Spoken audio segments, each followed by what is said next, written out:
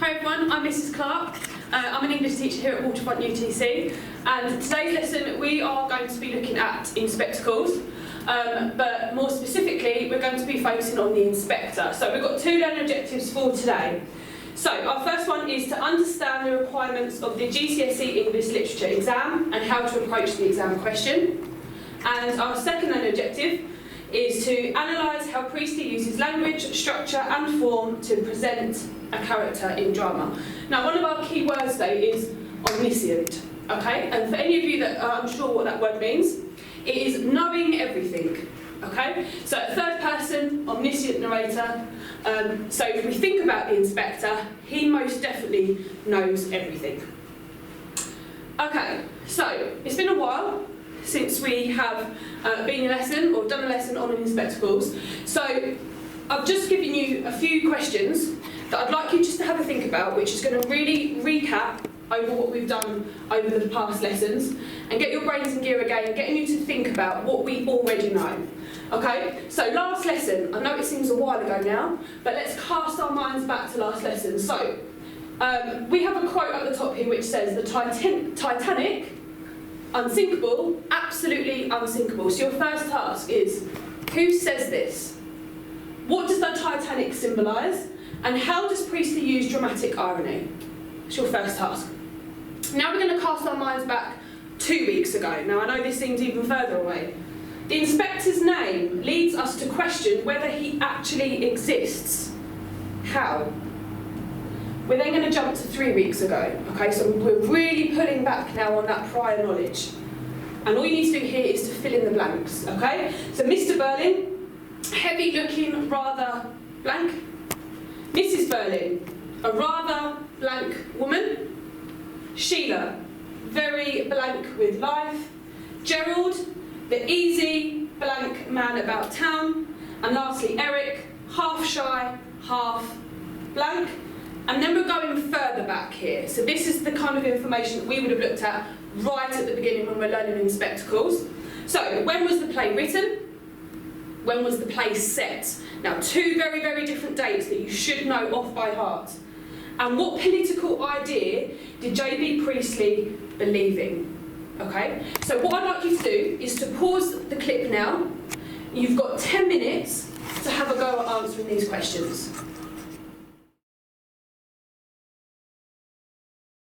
Okay, so at this point you should have had a go at answering all of those questions. We're just going to go over them and have a look and see if you have got them correct. If not, just fill them in and go from there. So last lesson, so the Titanic, unsinkable, absolutely unsinkable. Who says this? Well, we all know it's Mr. Berlin. What does the Titanic symbolise?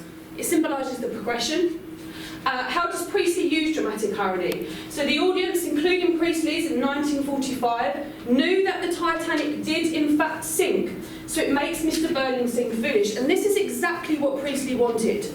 Okay? He wanted us, as the modern audience, to look at Mr. Berlin and think that he's foolish. But what it does most importantly is it makes us, the audience, distrust him.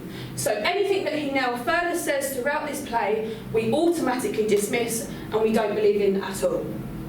Okay, 2 weeks ago, the inspector's name leads us to question whether he actually exists. Well, how?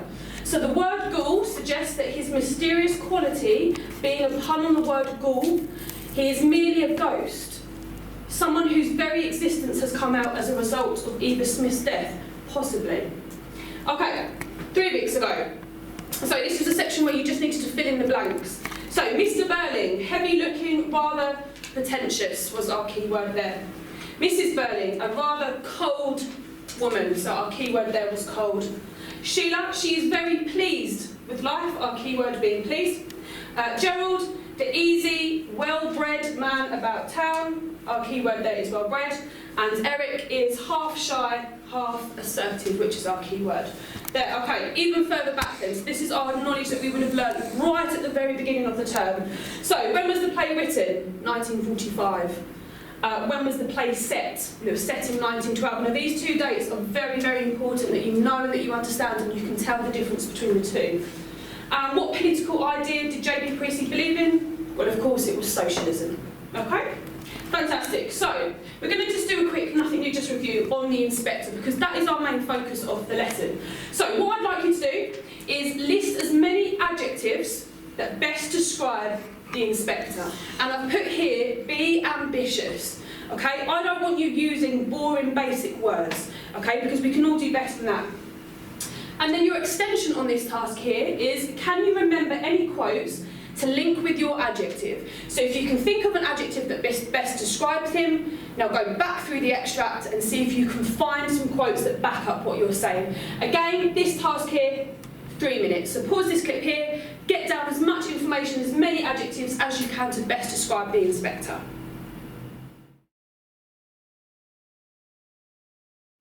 Okay, so some of the key words that I've come up with then, if you haven't got these, add them to your own work. So first one, I've put authoritative. He's most definitely an authoritative character. He interrupts the whole situation, the whole evening. And the quote that I've managed to find here is cuts through massively. Okay, next word, secretive. He's a very, very secretive character. As we know throughout the play, he only shows the photo of the girl, of Eva Smith, to one person at a time. Okay? My next word, succinct. So uses few words. Okay? He's very, very clever. He allows the characters to tell their own story by using prompts. He manages very, very easily to get the truth out of these characters without having to really try, and that's very, very clever.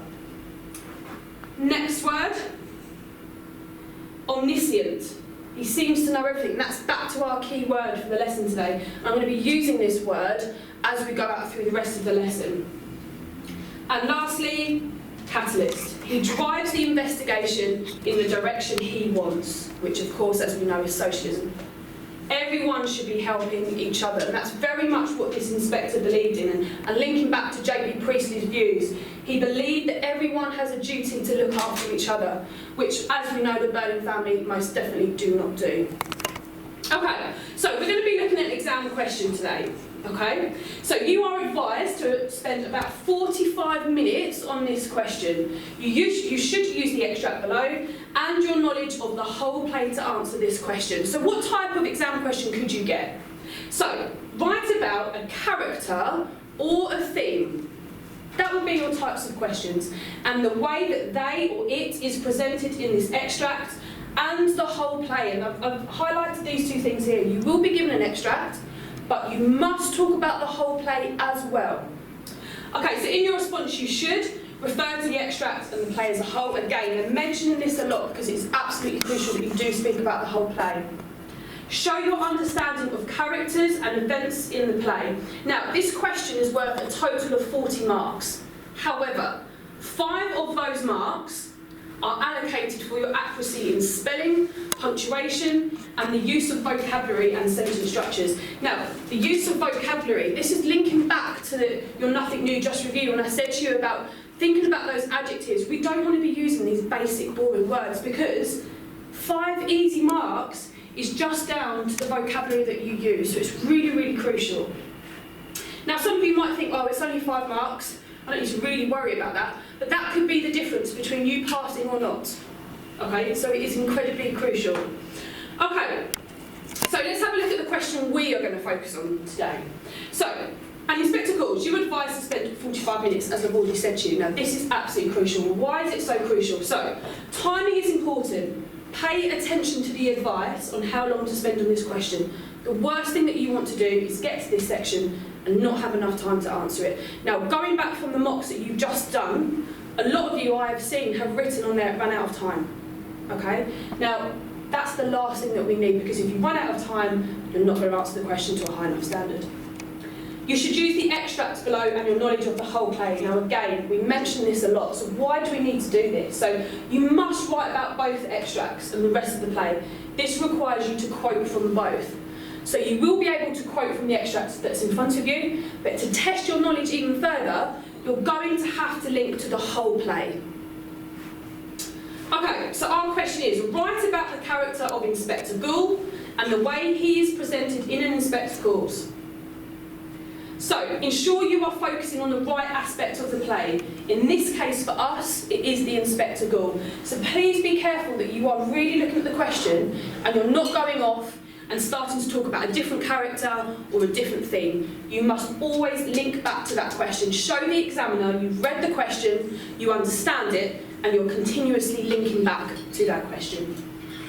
And then lastly, we've obviously got our 5 additional marks for our spelling, punctuation, vocabulary, sentence structure, etc. So you must focus on the methods that Priestley uses to create character, so things like the language that's been used, the structure, dramatic devices, etc. So just to recap our question that you are going to be answering. So write about the character of Inspector Goole and the way that he is presented in an Inspector Goole. Okay, so your task. Remember, you must refer to the rest of the play. It is absolutely crucial. So what parts of the play could you actually use? You know you have to refer to the whole play, but what parts would be important to use? So remember to use your knowledge organiser. Now, I have uploaded this to class charts, so please use that. This PowerPoint is on class charts. All the help sheets and worksheets are all uploaded to class charts under Inspector Goole's YouTube lesson. Okay, so please go on there. Please use the bits that I've uploaded for you because it will help. Okay, so we're going to start with Act 1. So these are the other areas of the play that you could link to. So I've just given you some suggestions here. So the stage directions at the beginning, very beginning of the play, the lighting should be pink and intimate until the inspector arrives, and then it should be brighter, and that's on page 161. You could talk about his actual arrival, so when he first initially enters that room. So again, look at the stage directions, you can use those, which is on page 169. When he reveals that Eva Smith has committed suicide, and that's on page 70. Okay, so have a look at how he reveals that. Okay, what does he say there?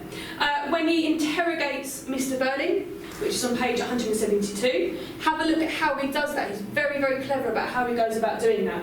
And then, secondly, when he interrogates Sheila. So looking at how he interrogates those different characters, does he do it in a different way? Is he different to the older generation than he is to the younger generation? So I've given you some suggestions here from Act 1. You now need to go through the rest of the play and see other key areas that you could talk about for the inspector. Because remember, we're only focusing on the inspector. So, your task, the extract. So read the stage directions at the beginning. What impressions do we get of Inspector Goole? Now again, I have uploaded the extract to class charts. So your task is to read through the extract, have a look at the stage direction. What impression do we get of the inspector from that extract? Now, on your own, using the rest of the extract, I want you to highlight about 7 to 8 quotations that you could use within your response from that extract. Okay, so again, I've uploaded this extract to class charts. Okay, you have 10 minutes to work through a plan for your response using the worksheet that you have been given. Again, that is uploaded to class charts. You've got your flipped learning sheet, which is also on class charts. And again, your knowledge organiser is all on class charts for you to use and to work through.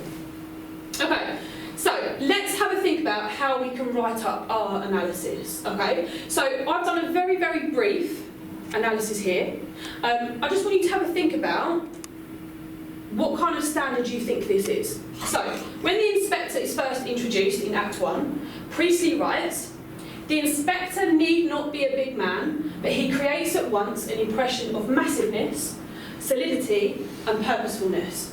This means that the Inspector Goole doesn't need to be large to control the situation, as he instantly creates an impression of being important." In terms of a response, how do you feel about this response? Would it be something that you would maybe write?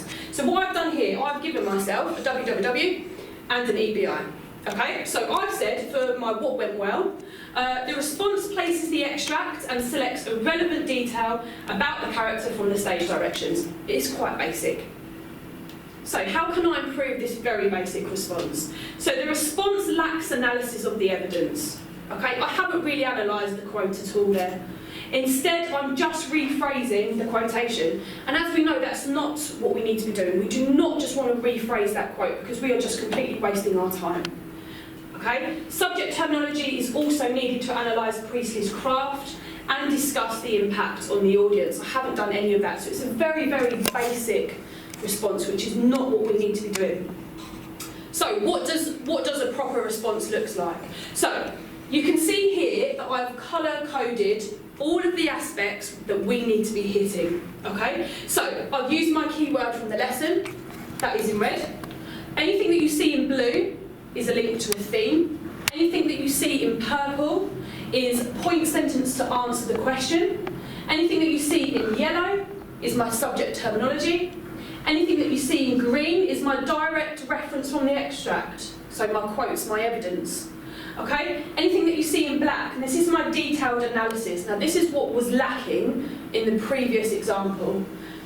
Then we've got the purple, so anything you see in purple is the impact on the audience. As we know, we have to talk about how it impacts us.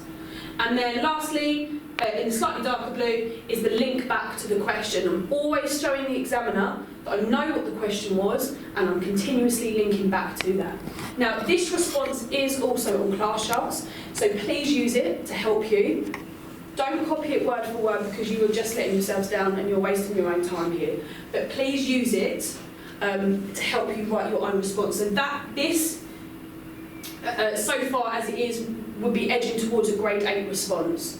Okay, so absolutely the direction that we want to be going in. So use this model response to help you. Okay, now use your plan to answer the question in analytical paragraphs. So you've got all of the worksheets on class charts to help you, and you are now going to continue and write your own response. Okay, so just to recap again what that question is, write about the character of Inspector Goole and the way he is presented in Inspector Goole.